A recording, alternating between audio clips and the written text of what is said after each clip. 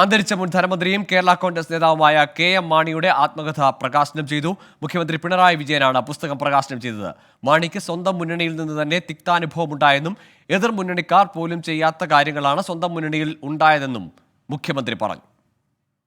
75-ൽ രാജ്യത്താകെ ഏർപ്പെടുത്തിയ അടിയന്തരാവസ്ഥ, അതിനുശേഷം കേരളത്തിലെ മുന്നണിയിൽ ബന്ധങ്ങളിലുണ്ടായ വിള്ളലുകളും മാറ്റങ്ങളും എന്നിവയെക്കുറിച്ചെല്ലാം ശ്രീ കെ.എം. മാണിക്കുള്ള അഭിപ്രായങ്ങൾ വളരെ വ്യക്തമായി ഈ ആത്മകഥയിൽ പ്രതിഫലിച്ചിട്ടുണ്ട്.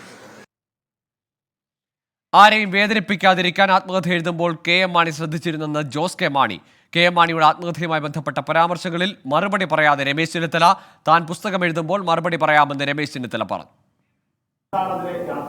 അത് യാഥാർത്ഥ്യം പുസ്തക രൂപത്തിൽ തന്നെ നിങ്ങൾക്ക് തരും. അതിപ്പോ ഇതെല്ലാം പറഞ്ഞു കഴിഞ്ഞാൽ പിന്നെ പുസ്തകം അത് വായിക്കും, എല്ലാം ആ സമയത്ത് പറയാം അല്ലേ. എം ജി പ്രതീഷ് ചേരുന്നുണ്ട് വിവരങ്ങളുമായി. പ്രതീഷ്, നേരത്തെ തന്നെ ഈ പുസ്തകത്തിലെ പരാമർശങ്ങൾ അന്നൊപ്പം ഉണ്ടായിരുന്ന ഇന്ന് കോൺഗ്രസ് നേതാക്കൾക്കെതിരെയുള്ള പരാമർശങ്ങളൊക്കെ ചർച്ചയായതാണ്. മുഖ്യമന്ത്രി അക്കാര്യങ്ങൾ ഒന്നുകൂടി സൂചിപ്പിക്കുന്നു അല്ലേ ഉദ്ഘാടന വേദിയിൽ, പ്രകാശന ചടങ്ങിൽ? തീർച്ചയായും ഗോകുൽ, കാരണം ഈ ബാർക്കോഴ കേസുമായി ബന്ധപ്പെട്ട് രമേശ് ചെന്നിത്തലയ്ക്ക് ഉൾപ്പെടെ ഗുരുതരമായ ആരോപണങ്ങളാണ് പ്രധാനമായും ഈ ആത്മകഥയിൽ പറഞ്ഞിട്ടുള്ളത്. ഇത് ഉൾപ്പെടെ ചൂണ്ടിക്കാണിച്ചുകൊണ്ട് അല്ലെങ്കിൽ ഉയർത്തിക്കാട്ടിയാണ് മുഖ്യമന്ത്രിയുടെ ചില പരാമർശങ്ങൾ ഇന്ന് പുറത്തു വന്നത്. അല്പസമയം മുമ്പാണ് നിയമസഭയിൽ നടന്ന ചടങ്ങിൽ കെ.എം. മാണിയുടെ ആത്മകഥ മുഖ്യമന്ത്രി പ്രകാശനം ചെയ്തത്. ഈ പ്രകാശനം ചെയ്ത ശേഷം മുഖ്യമന്ത്രി സംസാരിക്കവേ സ്വന്തം മുന്നണിയിൽ നിന്ന് തന്നെ കെ.എം. മാണിക്ക് തിക്ത അനുഭവം ഉണ്ടായി എന്നതാണ് പ്രധാനമായും മുഖ്യമന്ത്രി പറഞ്ഞ കാര്യം.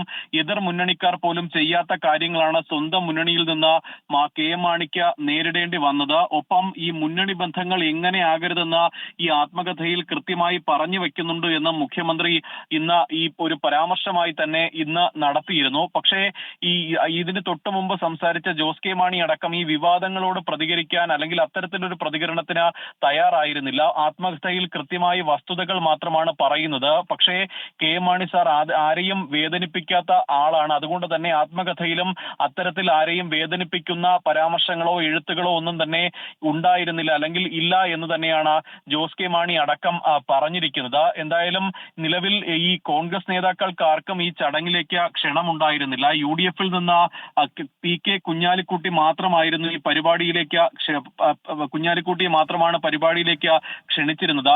ഇതുമായി ബന്ധപ്പെട്ടുള്ള ഈ ആത്മകഥയിലെ ചില പരാമർശങ്ങൾ പുറത്തു വന്നതിന് പിന്നാലെ രമേശ് ചെന്നിത്തല അടക്കം ഈ ചോദ്യങ്ങളിൽ നിന്ന് ഒഴിഞ്ഞു മാറുന്ന ഒരു സാഹചര്യമാണ് ഉണ്ടായത്. അന്തരിച്ച മുൻ മുഖ്യമന്ത്രി ഉമ്മൻചാണ്ടിക്കെതിരെയും ഒപ്പം മുൻ മന്ത്രി കെ ബാബുവിനെതിരെയും ചില പരാമർശങ്ങൾ ആത്മകഥയിലുണ്ട്.